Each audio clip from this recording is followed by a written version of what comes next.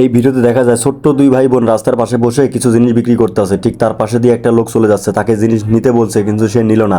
তারপর দেখেন সে মানিব্যাগটা রাস্তা রেখে মোবাইলটা রেখে সেই জুতা ফিতা খুলে গেছে সেটা বাঁধলো। তারপর সে এটা না দেখেই চলে গেল এবং মেয়েটি মোবাইলটা আর মানিব্যাগ কুড়ে নিয়ে আসলো, বসলো।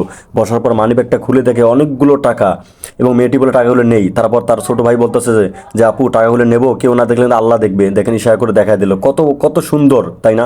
আল্লাহর প্রতি কত ভালোবাসা। তারপর দেখেন সে মেয়েটি দৌড়ায় ছেলেটির কাছে চলে যায় এবং দৌড়ায় গিয়ে তাকে ডাক দেয়, তার দেখা পায়, তাকে তার ব্যাগ, তার মোবাইল সবগুলো ফেরত দিয়ে দেয় এবং দিয়ে বলে আপনি ওইখানে রেখে আসছিলেন জুতা বেঁধে। তারা এই কথা বলেই চলে যায় এবং ছেলেটি অবাক হয়ে তাকায়, তাকে কিছু মানে বলার আগেই সে চলে যায়। তারপর দেখেন সে টাকাগুলো গুনে দেখে সব ঠিকঠাক আছে। তারপর সে তার দোকানের সামনে চলে আসে এবং আসার পর কী করবে, প্রথমে তো জিনিস নিতে বলছে, নেয়নি। তারপর দেখেন বলতেছে যে আমাকে কিছু ঠান্ডা দাও আর বিস্কিট দাও। তারপর দেখেন পলিত করে বিস্কিট আর ঠান্ডা দিয়ে দিল। তারপর দেখেন এই ছেলেটি কতগুলো টাকা দিয়ে দিল। তখন মেয়েটি বলতেছে না আমার একটা টাকা হয়েছে, আপনি এত টাকা দিচ্ছেন কেন?